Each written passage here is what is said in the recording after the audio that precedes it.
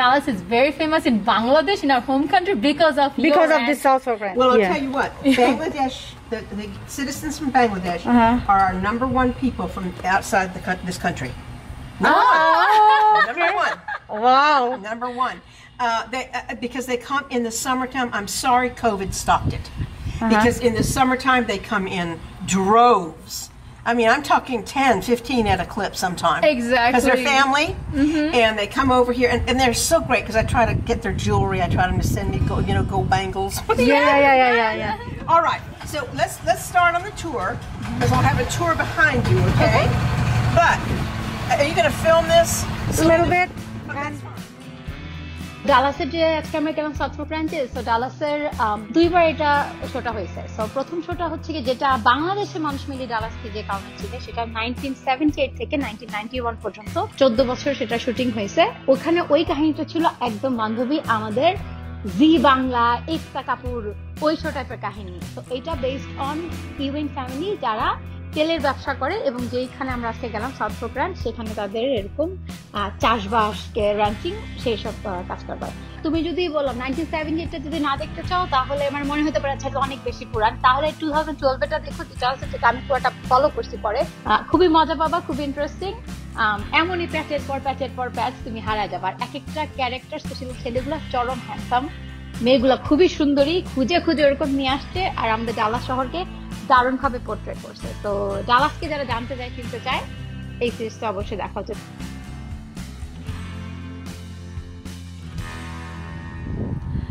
Hello দর্শক, আসসালামু আলাইকুম, this is Selina Rahman and welcome to another blog. আমার সাথে আজকে যিনি আছেন, হ্যালো, ত্রিনাকে আপনারা অনেকেই চিনেন। উনি হচ্ছে আমাদের পুডিং আপা।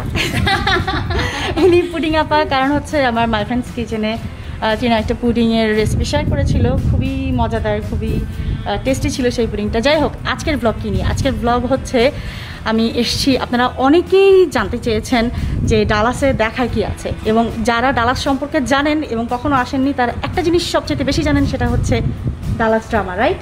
ডালাস ড্রামা, হ্যাঁ, এবং South Fork Ranch, I guess আপনারা অনেকেই জানেন এবং শুনেছেন এই নামটা। আমরা সেখানে আজকে এসেছি, সাউথ ফর্ক রেঞ্চে ওয়েট করছি আমরা আমাদের ট্যুরের জন্যে, এবং আই গেস আমাদের ট্যুর এখনই স্টার্ট হবে। সো বেসিক্যালি আমাদের ট্যুরটা ছিল 1:15, মানে 1:15। আমি আসতে দেরি করে ফেলেছি এবং এখন আমরা অপেক্ষা করছি এই যে এইটাতে করে যাব। যদি আমি এবং ত্রিনা আমরা দুজনেই শুধুমাত্র এখানকার ভিজিটর হই, তাহলে আমাদেরকে এই ছোট্ট টমটমটা দিয়ে নিয়ে যাবে, রাইট? এক্স্যাক্টলি। আর যদি আদারওয়াইজ আরো বেশি মানুষ থাকে, তাহলে পেছনের ওই বড় টমটমটা দিয়ে নিয়ে যাবে। এখানে আমাদের বাংলাদেশি মেলা হয়, আমি এবং ত্রিনা, আমরা দুইজন, তো আমরা দুইজন এখানেই উঠবো। Selena, did you watch any of it? No, ma'am. Sorry. Off the card. That is why she's here. That's why I'm here.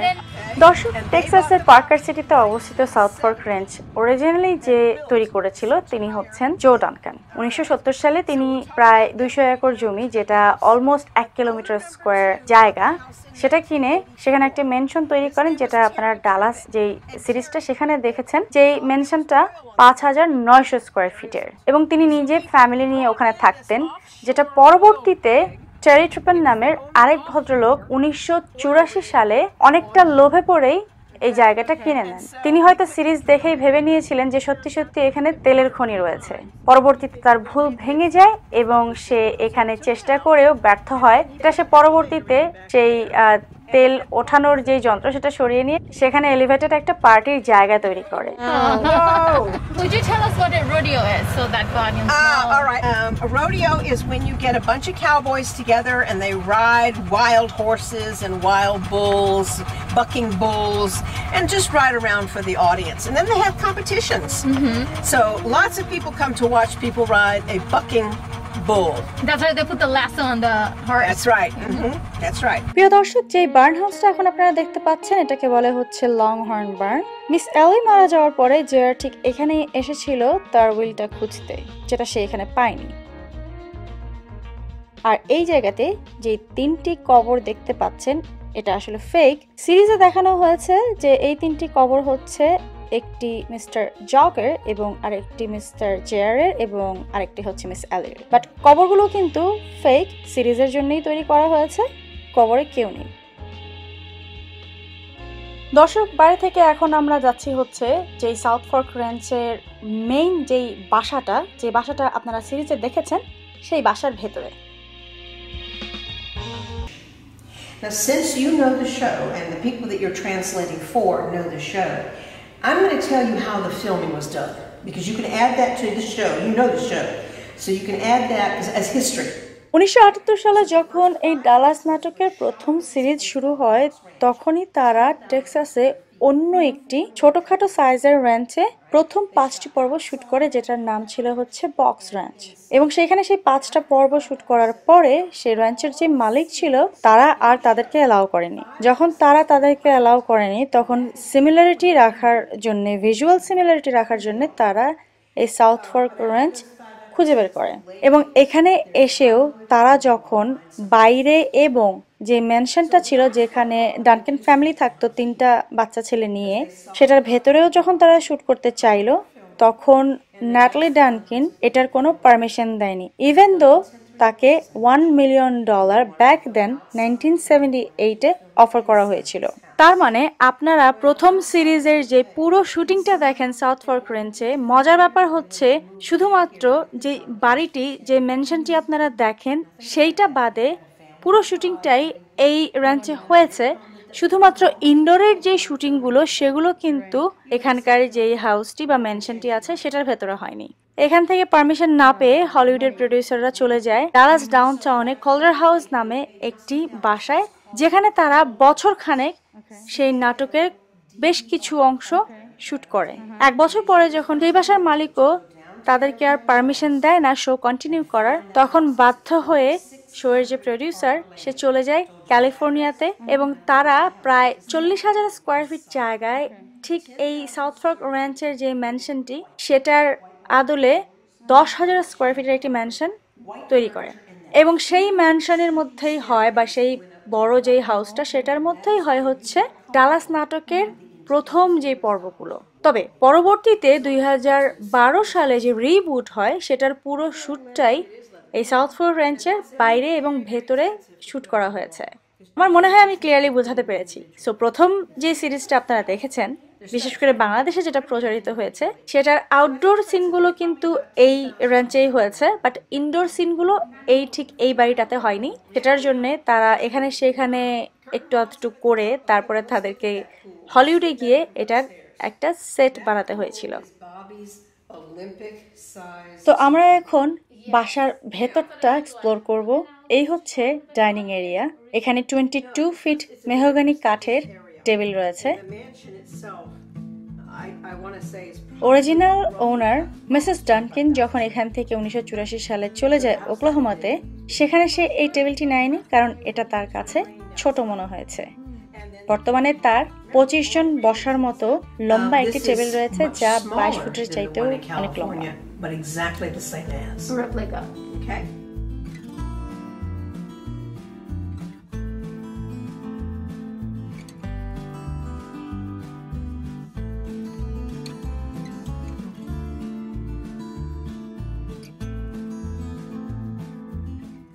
এ বাসার প্রতিটা আসবাবপত্র আলোকসজ্জায় রয়েছে আভিজাত্যের ছোঁয়া। প্রতিটি জিনিস এক একটি অ্যান্টিক পিস। ভিডিওতে দেখে খুবই সাধারণ মনে হলেও এখনকার বাজারে এগুলো প্রচুর টাকা খরচ করেও মেলা ভার।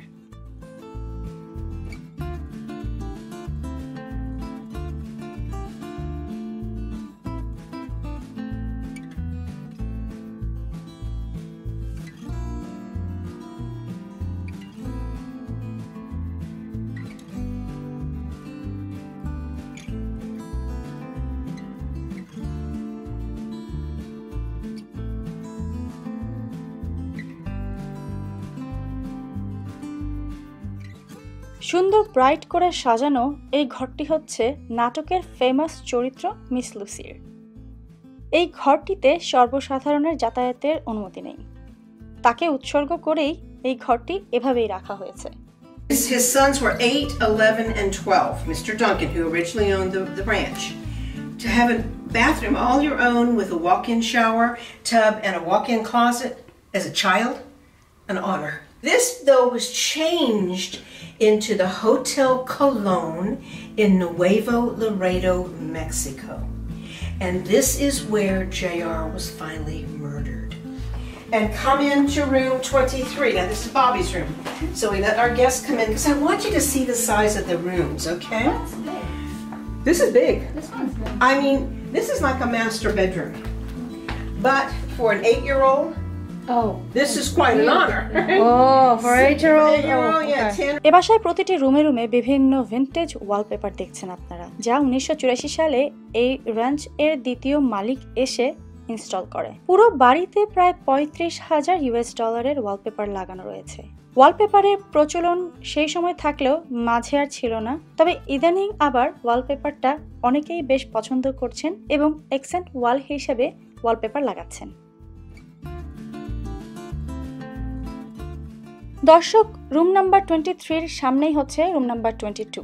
আগেই বলেছি এটাকে একটা হোটেলের আদলে তৈরি করেছে। এই রুম নাম্বার 22তেই নাটকের একটি পর্বে দেখা যায় জনপ্রিয় চরিত্র জেয়ার খুন হন এবং তার স্মরণে এই রুমটা ঠিক ওইভাবেই রাখা আছে। রুমটাকে তারা এমন ভাবে প্রিজার্ভ করেছে, সামনে একটা গ্লাস দেয়া, ভিজিটররা চাইলেও এর ভেতরে যেতে পারবেন না।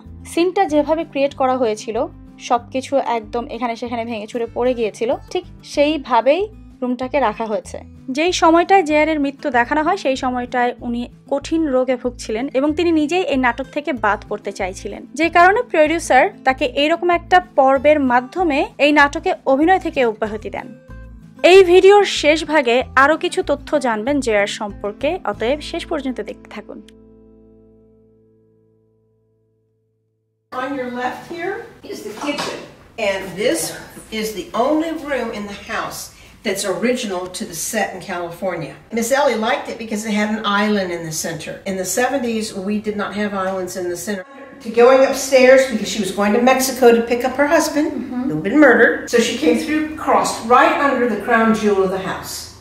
Waterford crystal chandelier put in 1984 at a cost of $17,000 US.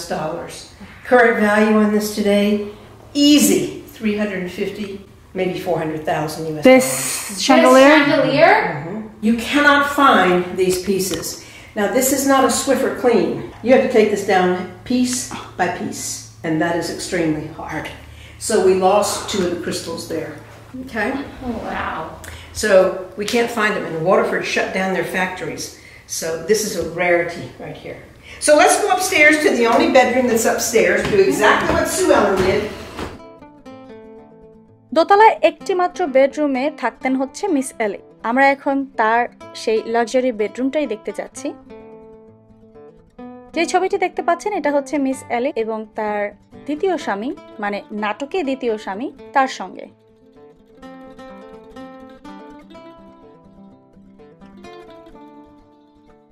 এই হচ্ছে মিস অ্যালিসের লাক্সারি বেড, যেটাকে নিচে দুটো সিঁড়ির মতো করে উঁচু করা হয়েছে বেডরুমটার ঠিক মাঝখানে।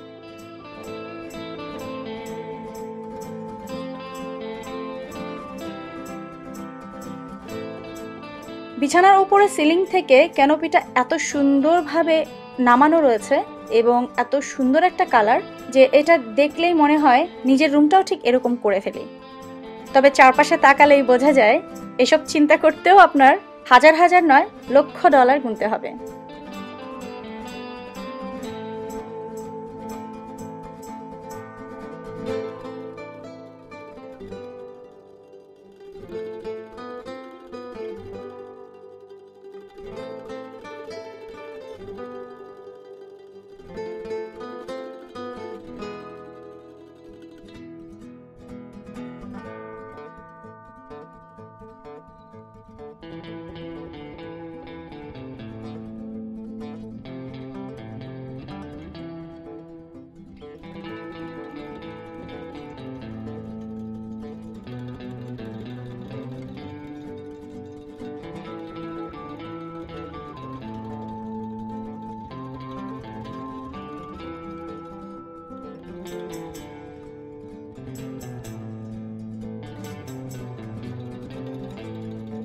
আমাদের গাইড মিস ক্যারল কিন্তু খুবই মজার এবং ক্ষণে ক্ষণেই সে আমাদেরকে খুব সুন্দর কিছু তথ্য দিচ্ছিল যা আপনারা জানলেও আপনাদের কাছে ভালো লাগবে।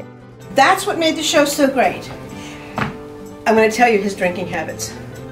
Every day He drank 5 to 6 bottles of champagne. For real? Every day. Now, that's in his autobiography, yes.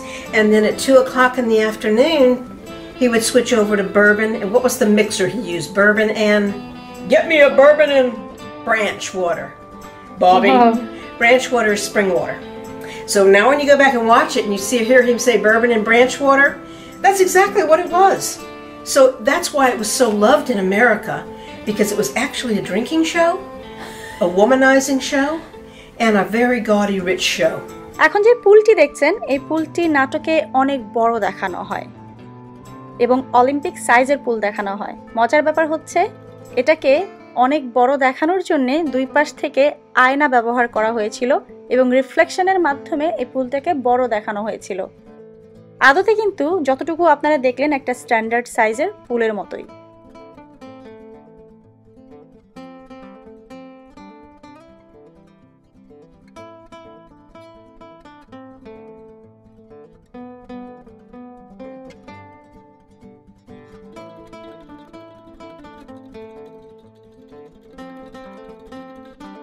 আপনাদের সবার প্রিয় ডালাস সিরিজের বাড়ির ভেতরকার কাহিনী ছিল এটা। এর বাইরেও আরো অনেক কিছু জানার আছে।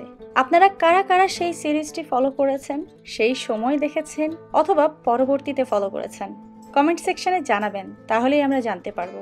আপনাদের কোনো মজার স্মৃতি থাকলে এই শো নিয়ে সেটিও জানাবেন, আমরা জানতে চাই।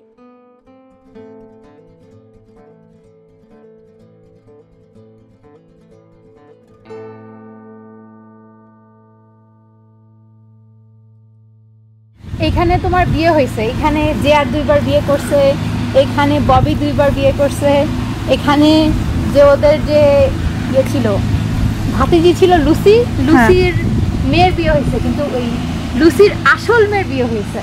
আচ্ছা, মানে রিয়েল লাইফে হ্যাঁ।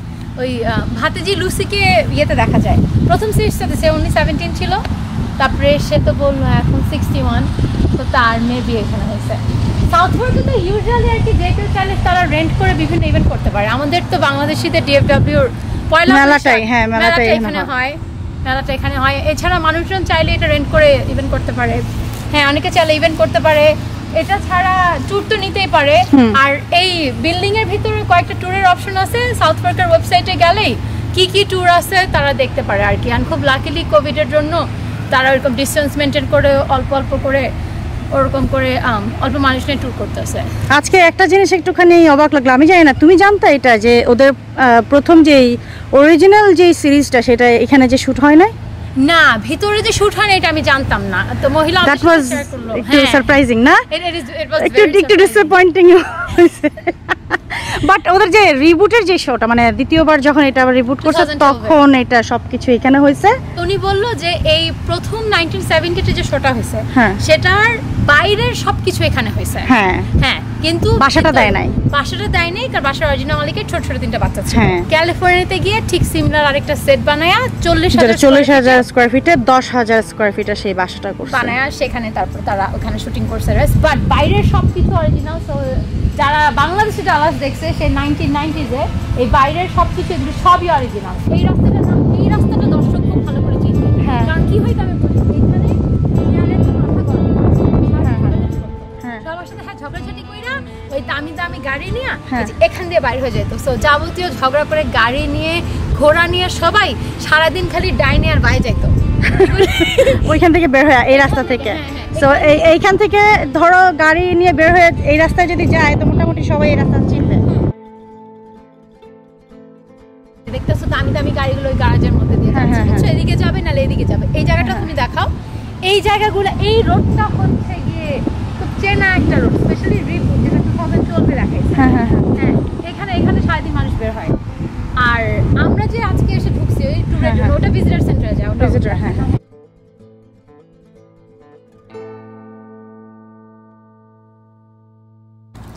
তো দর্শক, এই যে পেছনে যেই ভবনটা দেখতে পাচ্ছেন, এটাই এখন তারা যেই পাবলিক রেখেছে, ইভেন্ট সেন্টার রেখেছে।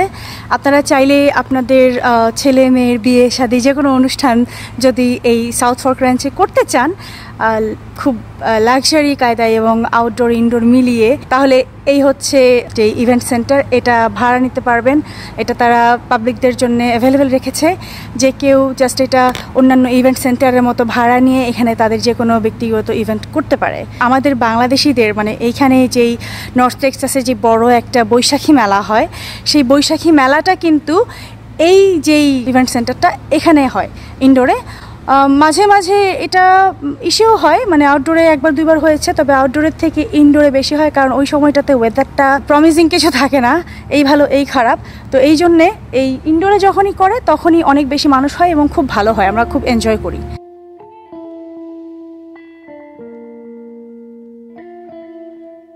তো আমাদের বৈশাখী মেলাটা কিন্তু এখানে হয়, তাই না? হ্যাঁ, বৈশাখী মেলাটা এখানে হয়। দুইবার আউটডোরে করছিল। আউটডোরে তো তোমার হইলে যেটা হয় যে ওয়েদারের উপর কন্ট্রোল থাকে না। হ্যাঁ, ওয়েদার ওইটাই আমি বললাম মাচ বেটার হয়, তাই না? আই থিং এখানে তোমার খাওয়া দাওয়া আর স্টলগুলো, হ্যাঁ, আর তারপরে ভিতরে হচ্ছে কি প্রোগ্রামটা হয়। তাহলে হয় কি বাইরে ঠান্ডা পড়লো না গরম পড়লো না। আমার চ্যানেলে ওই যে লাস্ট বৈশাখের গত বছরের বৈশাখের ইয়েটা আছে, একটা ছোট্ট ভিডিও আছে, ওইটা যদি মনে করো কেউ দেখে তাহলে বুঝতে পারবে। যখন এখানে আমাদের স্টলগুলো থাকে, ভেতরে স্টল থাকে, বাইরে খাওয়ার ফুড কোর্ট থাকে না? হ্যাঁ, ফুড কোর্ট থাকে, তারপরে শাড়ি পানা বিক্রি সব কিছু থাকে। হ্যাঁ, জগ, ও নাইস, খোলা জগ, বিউটিফুল জগ হচ্ছে jug JR Ewing. I step watch কইরো, সে হইল গিয়ে এই যে ফ্যামিলির বাবা, এত লাক্সারি কার।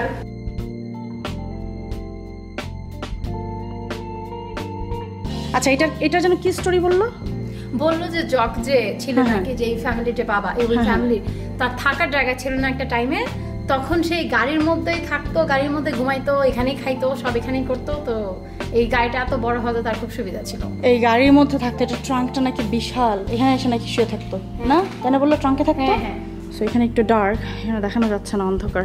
এটা ট্রাঙ্কটা অনেক বড়, এই ট্রাঙ্কে থাকতো। সো দর্শক যারা দেখছেন, যারা আপনাদের ছেলে মেয়ে নাতি নাতনি এবং ভাই বেড়াদারের বিয়ে শাদী বা গ্রাজুয়েশন বা সুইট 16 এনিথিং করাইতে চান, তারা আপনারা এই সাউথ ফর্কে চলে আসতে পারেন, রাইট বান্ধবী? বিশেষ করে যারা এই শোয়ের ফ্যান। ইয়েস, তাহলে আপনারা খুব রিলেট করতে পারবেন।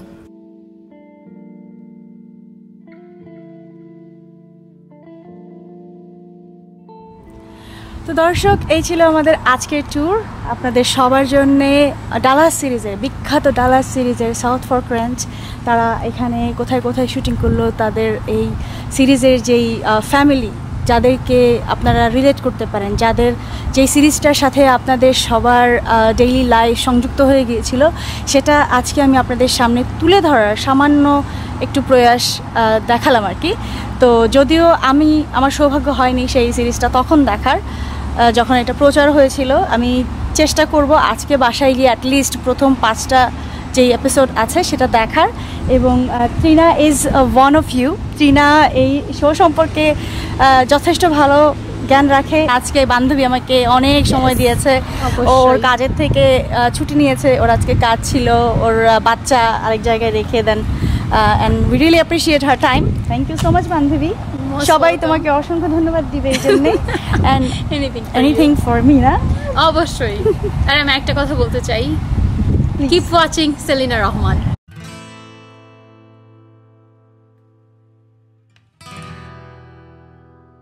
In the show, JR, when he came back to work in 2012, was very ill with liver cancer, and he was dying.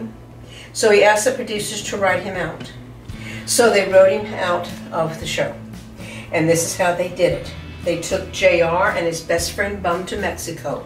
Okay. JR checked into room 22, where you are, and Bum checked into room 23. Okay. And once they got settled, Bum came out of room 23, kicked the door down, it's still off the hinges here, saw JR sitting on the bed there, fought with him for just a minute, pulled out a Derringer gun and shot him dead.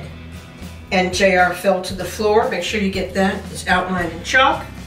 And the blood came out, and this is where JR was finally written out of the show. Now you remember he was shot. This is for your viewers. He was shot 4 times. Yeah. First time, Kristen shot him. Second time he got shot when he was out hunting quail with his dad. Third time he got shot by Sue Ellen because he threw Sue Ellen's boyfriend out the window of her condo, so she shot him. And this was the fourth time. In real time, in real life, he was so ill that he fell to the floor one day and he couldn't get up.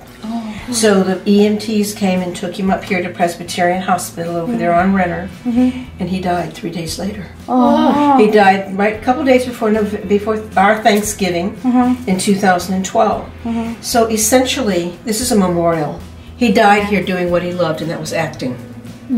In December, we had a memorial for him. And I promise you, there had to be at least 30,000 people that walked by this room. তো আমাদের বৈশাখী মেলাটা কিন্তু এখানে হয়, তাই না? হ্যাঁ, বৈশাখী মেলাটা এখানে হয়। দুইবার আউটডোরে করছিল, that was পসা।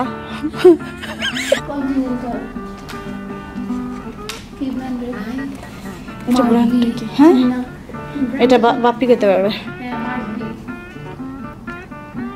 Continental, I guess এটা মনে হয় লিংকন নিচে এখন, লিংকন আবার কন্টিনেন্টাল বাইর করছে এখন। তাহলে তুমি ঠিকই বলছো। হ্যাঁ, ও ইয়া, বাপ্পির বউ আমি।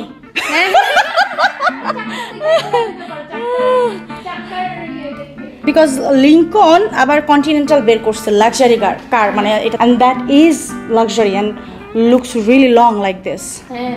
That's Howard Keel, who played the role of Clayton Farlow, who was Miss Ellie's second husband. Okay. Now, remember her first one, Jock, died. This was her second. I liked him the best. He was so kind and so good and much richer than Jock was. He looks like my boss from my work. But in the 70s, we did not have islands in the center, and you don't have them today. I don't think, do you?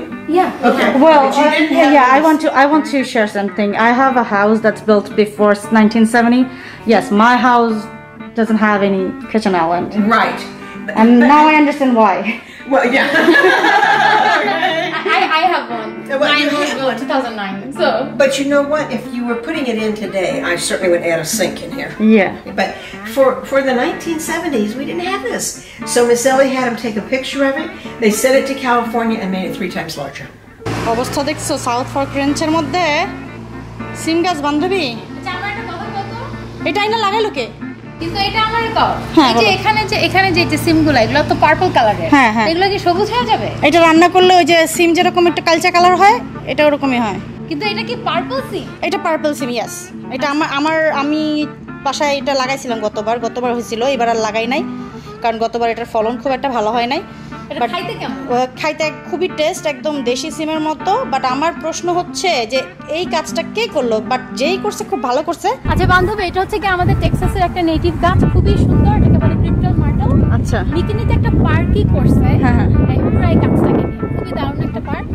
ওখানে তো এই ফুল গাছটা literally এই গাছটাকে নিয়ে এই 3 বছর আগে পার্কটা বানাইছে। লিটারালি পুরো এই গাছটাই নিয়ে সারি সারি করে গাছটা লাগানো, খুবই সুন্দর। এত বড় পার্ক না, বাট এটা টেক্সাসের মাটিতে খুবই চমৎকার হয়, ভালো হয়, দেখতেও খুব সুন্দর লাগে। ও খুবই সুন্দর, এই ফুলটা আমার খুবই প্রিয়। তো দর্শক, এই ছিল আমার আজকের ভ্লগ। আশা করি আপনাদের কাছে ভালো লেগেছে। ভালো লাগলে অবশ্যই একটি থামস আপ দেবেন, লাইক করবেন, শেয়ার করবেন, এবং যারা আপনাদের কাছে মনে হয় যে এই ভ্লগটিকে অ্যাপ্রিসিয়েট করবে এবং তারা ডালাস সিরিজ সম্পর্কে জানে, অবশ্যই তাদেরকে এই ব্লগটি দেখাবেন এবং তাদের সাথে শেয়ার করবেন। ভালো থাকবেন সবাই। Keep watching Selina's. Love you, by.